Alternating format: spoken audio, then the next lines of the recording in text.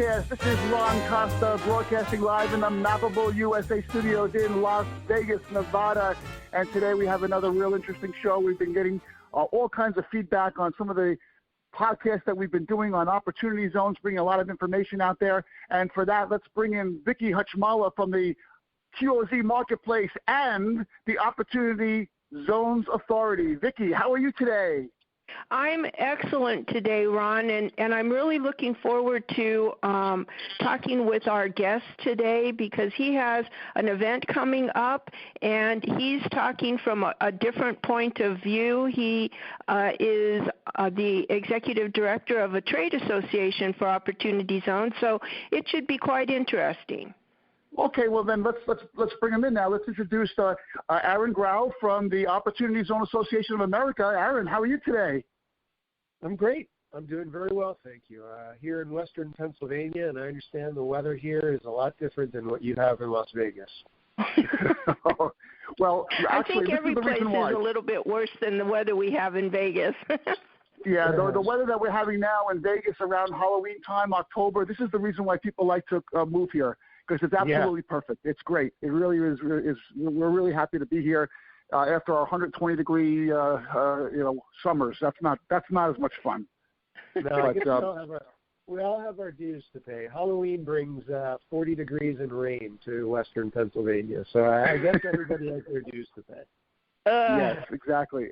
So Aaron, you're a repeat guest on the show. I want to thank you for coming back on the show. And just to remind our audience, can you just tell us a little bit about yourself and a little bit about the Opportunity Zone Association of America, real quick? Yeah, real quick. OZAA is a nonprofit organization, and we're doing our best to sort of walk the line between the demands that investors definitively have and should have for return on investment and quality investment in projects, and the demands and the development of priorities of communities that are within opportunity zones. As it turns out, it's a delicate balance, and the association is doing its best to make that happen. Okay, great. And as we all know, education is the key to this, and you guys are doing a lot of stuff. You've already you have a lot of things in the pipeline. Can you tell us a quick overview? Where do you see what's been happening in the Opportunity Zones arena that you've noticed over the last couple of months?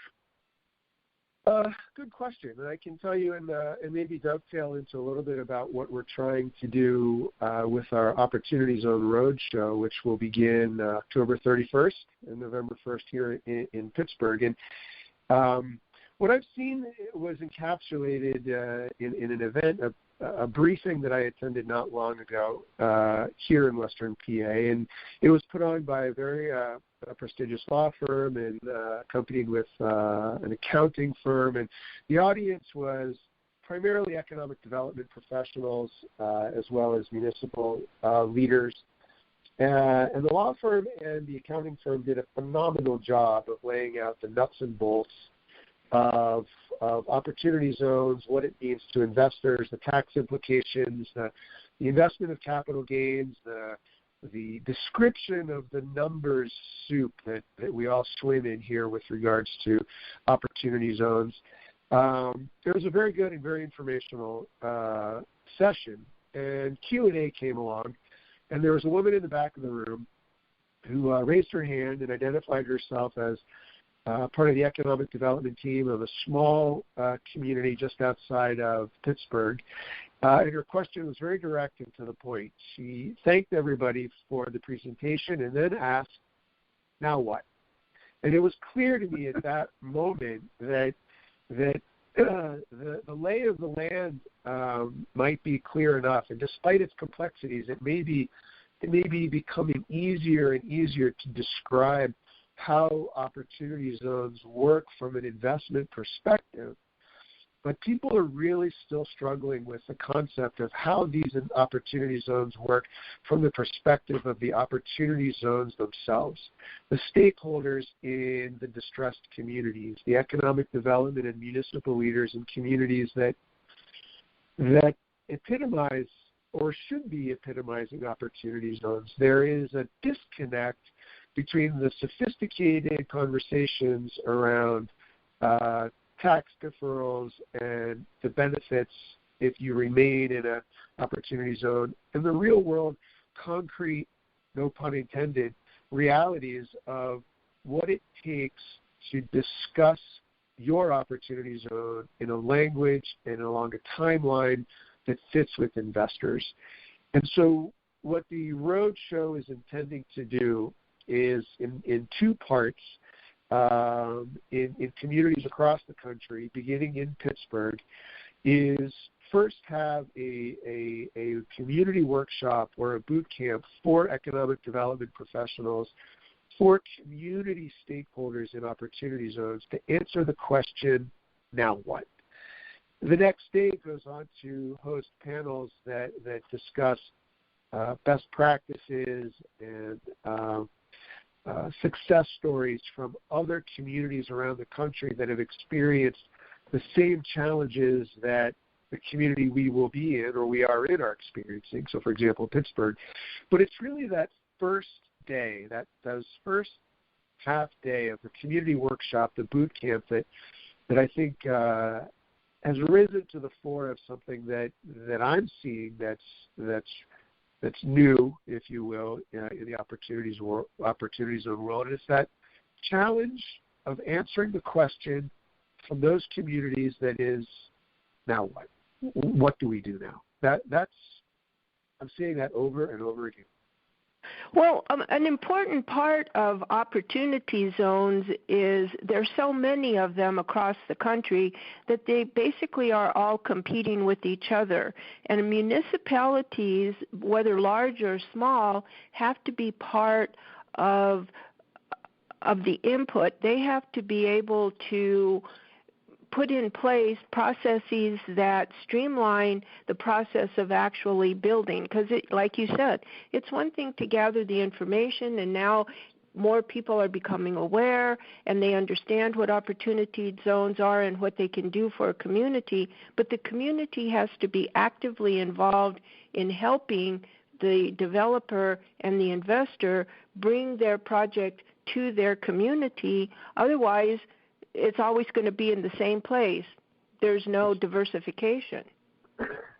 That's exactly right. And one of the things that we lead off with during our community workshop is actually helping community stakeholders frame the concept of opportunity zones.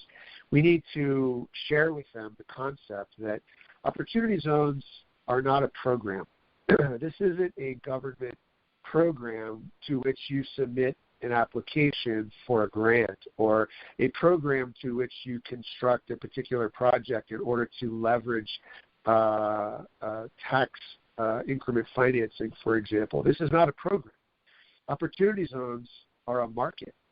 And in order to participate in that market, you must be able to articulate your priorities as a community in such a way and in such a time frame that appeals to the buyers in the market. And the buyers in the market are the investors.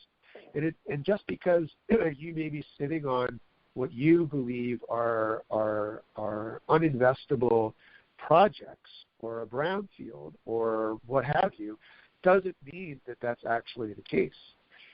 It might mean that your pie in the sky ambition of what you want that property or this business to look like might have to change, but that doesn't mean that it's a lost cause. And the opportunity zone market gives communities the ability, the opportunity to begin thinking about their communities in a much more holistic way to appeal not only to the opportunity zone market, but to other opportunities and other programs that are out there for economic development as well. It's a much bigger picture.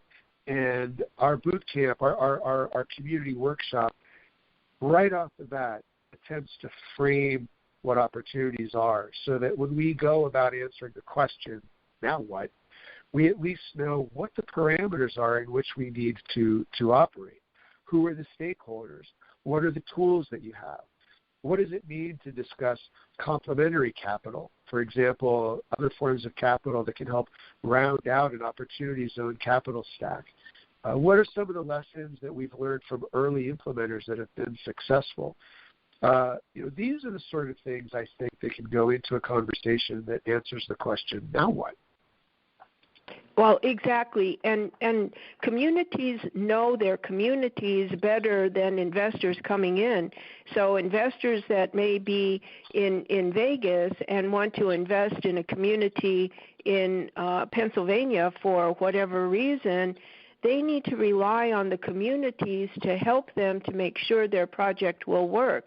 And there's details about not just the streamlining of the actual process of building and zoning and development and that, but you also have what kind of project will work. What are the crime rates? Is somebody going to want to build a project there, or is the crime rate going to keep people away from it, and what are you going to do about it, and how are you going to support whatever project it is? Build a multifamily location, a project that's a multifamily residential project. Are there going to be jobs for the people who are going to live in those projects? Are there going to be ancillary things around it, stores and businesses that can support it? So it's more than just knowing that opportunity zones are a good deal for investment. There's a lot of little details around that answer that question. Now what do we do? We've researched, we've gathered all the information, but communities, please help us to make it a reality. Yeah, I could not agree with you more, and it's those details that communities really need to give strong thought to in order to address an issue if it is an issue, or to highlight an asset if they have an asset. And something else that struck me not long ago, the Economic Development Administration out of the Department of Commerce released a request for information through the Federal Register. And they were simply asking for anybody's feedback, really, on what the Department of Commerce could do to streamline development within opportunity zones. And, of course, the perspective that they're taking is the federal government. They have certain limitations. But the question was, are there policy shifts that we can make? Are there emphasis on grant opportunities that we can provide that would encourage people to invest in opportunity zones? So the Opportunity Zone Association of America took that opportunity, we use that word a lot, to begin drafting a reply. And to your point, I mean, there are a lot of programs out there that the federal government helps underwrite that span the spectrum of what it means to build a community, from the Department of Justice all the way through the Department of Labor, the Department of Education, Health and Human Services. So there are what I've called in the past with regards to workforce development, wraparound services that can be brought to bear by encouraging the private sector to invest in those services in opportunity zones. For example, what would keep a job training program from establishing and operating business in an opportunity zone and providing job training for jobs that exist in that zone or near that zone or around that MSA?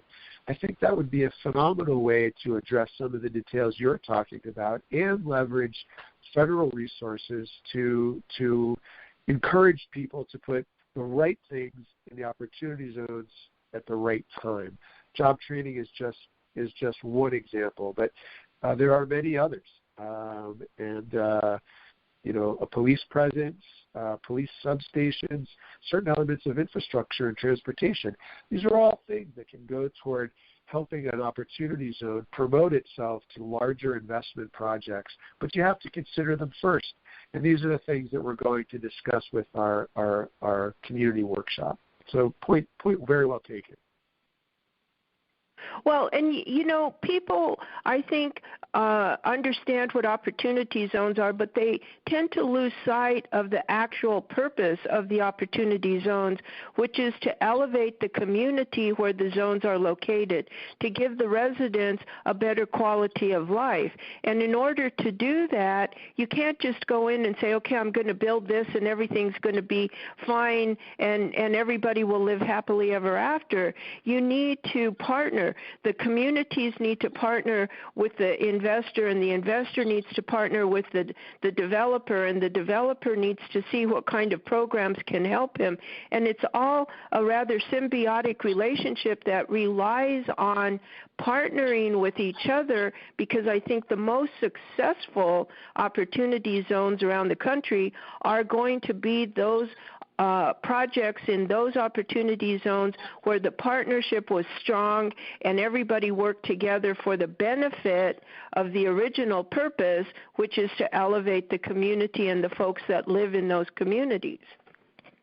I agree. The next day of our event on November 1st will feature just such a community. I'll give a quick shout out to our neighbors up north, up in Erie, Pennsylvania. A lot's been said about what the Erie Downtown Development Corporation and a gentleman named John Persinger have been able to do in Erie. Exactly. But it is that emphasis on symbiosis and emphasis on partnership, recognition of the hurdles, and establishment of a game plan to get over those hurdles that is really putting Erie at the forefront, tip of the spear, if you will, on success stories and opportunity zones. We need to have more Erie Pennsylvanians. And the extent to which OZAA can help Erie tell its story and help Erie educate other communities on what they can do to replicate what Erie has accomplished, then we're beginning to fulfill our mission. So that'll be a big part of what we try to do. And John Persinger will be with us on November 1st, and hopefully he'll be willing to join us with other events on the roadshow into 2020. But it's that symbiotic relationship that you talk about that people really have to come to terms with in order to prepare themselves to have a successful opportunity zone initiative and to prepare themselves to have a successful economic development game plan overall. And that might be the real opportunity of these opportunity zones. I agree exactly. A catalyst, if you will, to sort of help people understand the need to develop those symbiotic relationships. You're spot on. And that's absolutely true, because you have to create, because of every one of the opportunity zones competing with every other one for the project and the development, you have to create an environment that makes investors and developers want to come to your community, not just decide between you and 5 other different possibilities, but I'm going to go to your community because you have initiated the most viable programs that will guarantee my project will be a success. Because after all, they're investors. They want to make sure that 5 years from now, everything's going to be going as well as can be expected. Without the community, that's not going to happen.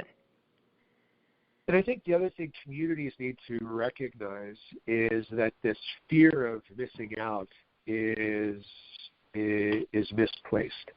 Communities who feel that they can't, quote, get it together or are behind the 8 ball and are fearing missing the opportunity of opportunity zones should really take a step back and take stock of the assets that their community does have. And one of the things that I'll share on November 1st, when I open up our plenary session, is I would like everybody in the room and anybody who listens to this podcast with regards to opportunity zones, take a deep breath, relax.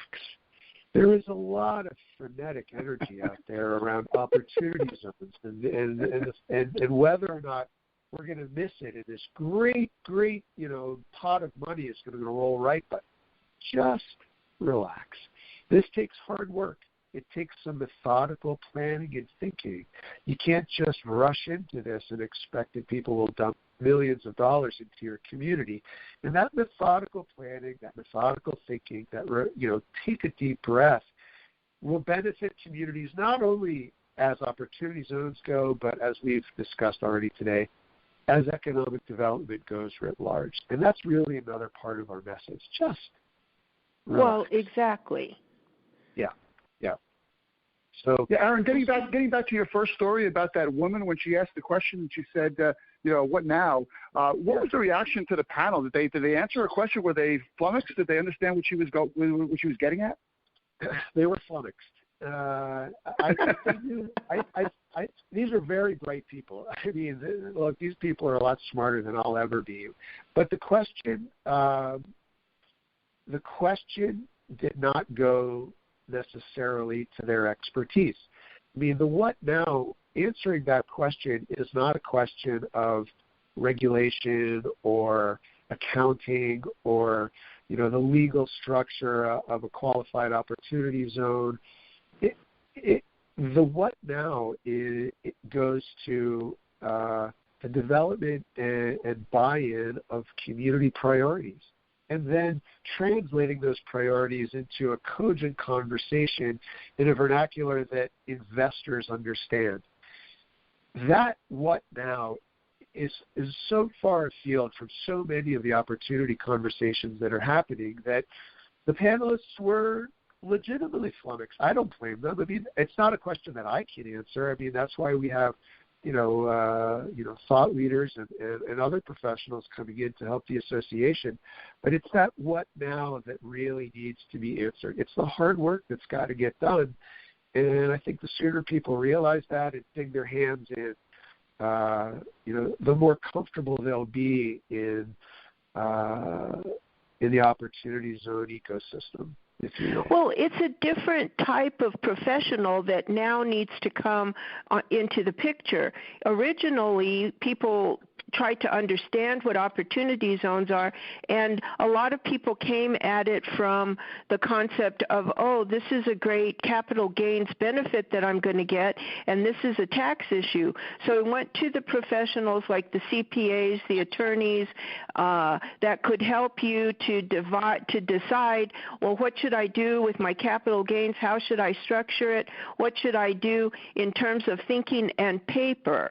But now it's a different kind of professional that has to come on board. Now people understand it. Now people have decided what they're going to do, how they're going to do it, where they might want to do it. But now you need a different professional. Now you need to bring in the developers, the actual people with hands-on to create the project to answer the question, what now? Because the original professionals did their job. Now the second set of professionals need to come in and take over, and that includes communities, developers, real estate people, and analytical people to understand the demographics of where to put what kind of project and where it's going to be the most successful. So now you need to talk to different people. I agree. It's almost as if on the one hand, you've got a huge set of complexities that have to do with legal ramifications of investment. And on the other hand, you've got a huge set of complexities that has to do with community conversations and community development. And those two entirely different worlds that have been thrown together in this ecosystem of opportunity zones, which is why OZAA is doing its best, and it's not easy to walk that tightrope and create the balance between both sides. But I think you're right. I think by and large, those who want to understand and need to understand the legalities and the complexities of creating opportunity zone funds and investing in opportunity zone funds, they get it.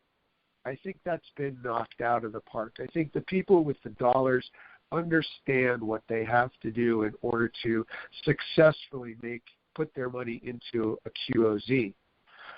Now we need to work on the other side of the equation. Now we need to work on the other professionals and the other community leaders to help them reach across that tightrope to where the money is and have a cogent conversation to drive the dollars to meaningful investments. And it'll be hard. Yeah, I was going to say that's going to be a real hard work because these community leaders, well, first of all, they may not even know about the program, and if they do, they might be skeptical of it. And I guess the real challenge is how do you get in touch with these people to get them to attend, let's say, your roadshow? How do you market to these people? What do you do for awareness on this for these guys? Because they're really, when you think about it, they're the most important cog in the whole wheel because that's how it'll eventually get done. Right. It's interesting.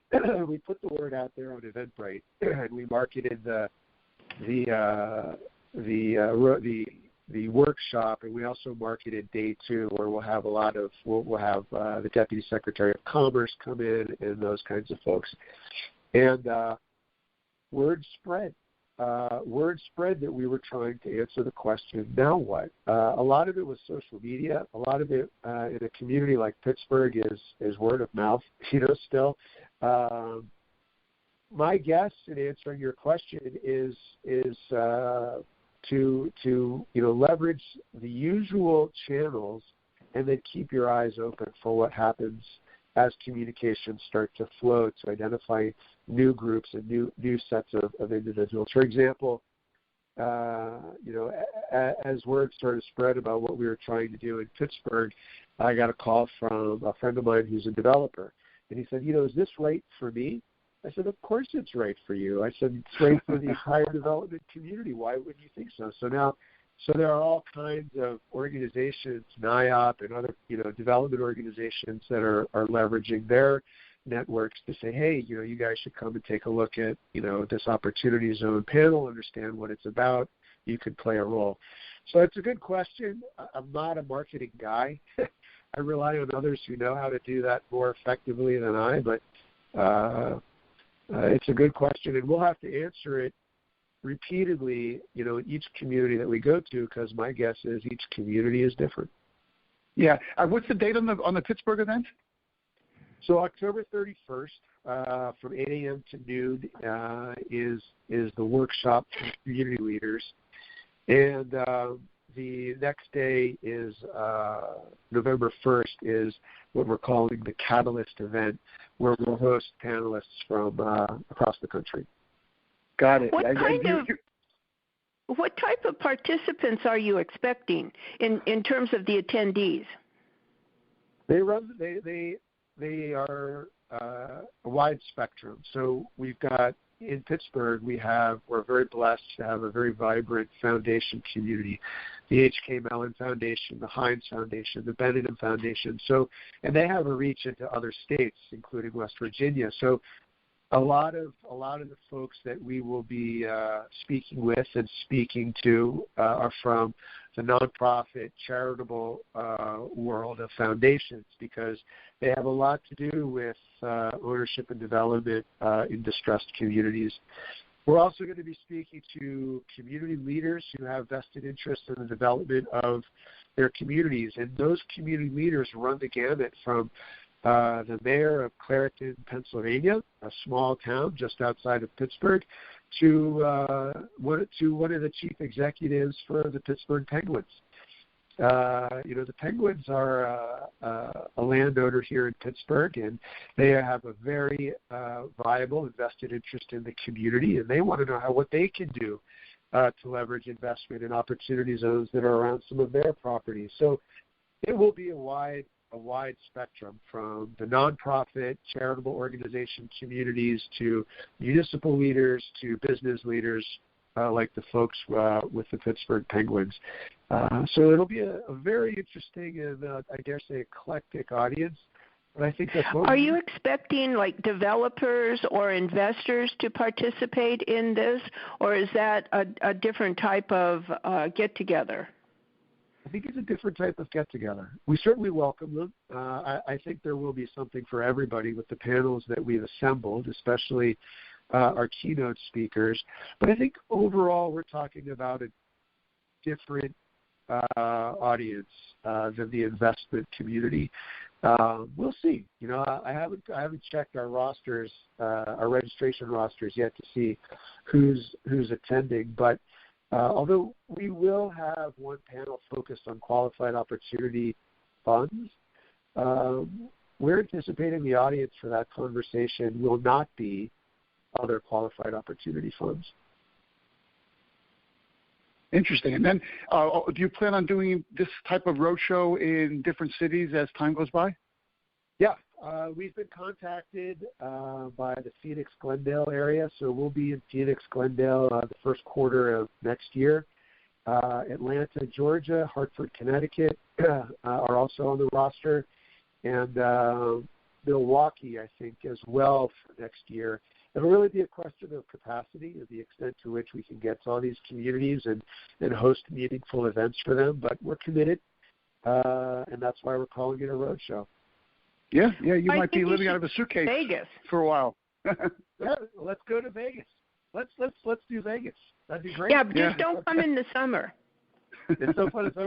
How about Vegas, October 2020? Why don't we do that? Yeah, there you go. I like it. Go. Sounds Perfect. good to me. Hey, Aaron, if someone wants to get a hold of you on this and wants more information, how do they get a hold of you for this topic? Best way is by email. I'm on it all the time. It's aaron.grau@ozaa.org. Okay, great. And Vicki, there's a link on the QOZ Marketplace for this event too, right? Isn't there a banner on that? There's a banner that advertises Aaron's event. So if you want to register from the QOZ Marketplace or the Opportunity Zone Authority Marketplace or website, you can go there as well. Do we have it on the Mappable USA, Ron? Well, I'll link it to the show notes on this podcast. So we'll have that on the show notes for people to see as well. All the stuff that we talked about, we'll link on this as well. But do you have any last questions for Aaron before we close this up? This is a great podcast. I'm really psyched about what you're doing, Aaron, because you're taking it from a different perspective that is so needed in this marketplace. And I'm really interested to see how this whole event turns out after it's over. I think it's going to be great. Yeah, we'll have to do another podcast after this event so that you can tell us how successful it was. Not that it's not going to be, but you can tell us how it went, how it worked out, and what the interest and enthusiasm was of the participants. Because, as Ron said, this is excellent. Because what we want to do with our podcasting regarding opportunity zones is bring in different points of view. Because, like you said, there's only so many times you can hear how to create an opportunity zone fund, how to get the capital gains benefit from it. There's only so many times you can hear that information. Now you have to go to the next level, which what you're doing is so important by taking the first steps into that next level. I would love to do a podcast after the event. We do feel this is important work. I can tell you for sure that in addition to telling you how great the event was, there will be a lot of lessons learned. This is difficult. This is not the sexy part of Opportunity Zone conversations. We're not talking about investments of billions of dollars. It's the other side, which is just as important. And if we're going to allow investors an opportunity to do what they want to do, we've got to build this element of the ecosystem. Otherwise, there won't be the success stories to tell Congress in the years to come that will assure that opportunity zones continue on into the future. So we're biting off maybe a little bit more than we can chew, but we're going to be methodical. We're going to take our time, and we're going to do the hard work. Well, excellent, because from my point of view, the two most important parts of a successful project in an opportunity zone is partnering with the community to make sure that you're putting the right project in the right place, and understanding and doing homework regarding the demographics and the analyticals to be sure that the project you put in will be supported by the community and will be successful in 5 years from now. If you don't do those two things, then having a successful project is going to be much more difficult. I commend you for taking the first step in the next phase. Well, thank you very much. We commend you for the work that you guys are doing, and we're very grateful to have an opportunity to speak with you. And I know there's a lot of people out there who want to talk about OZs, so I'm grateful that you've given us this opportunity. For a second time, no less. We owe you one. Well, we'll look forward to November after the event when you can tell us how wonderful it was. Well, thank you very much. Sounds good. I'll be sure to be there. All right, so Aaron Grau, Opportunity Zone Association of America, thank you so much for being a guest on our podcast. Vicki, thanks for co-hosting it. Again, you're listening to the Mappable USA podcast, where we put you on the map. Go to our website, mappableusa.com. Scroll down on the homepage. You'll see all our syndication sources. You pick the one you like best so you never miss another episode. If you want to be a guest on the show, like Aaron was today, there's a guest tab there. You can fill that out, and we'll see what we can do about getting you on the show. So once again, thank you all for listening. Thanks for your support. Thanks for subscribing to our show, and we'll be back to you next week with another Mappable USA episode. Have a great week, folks.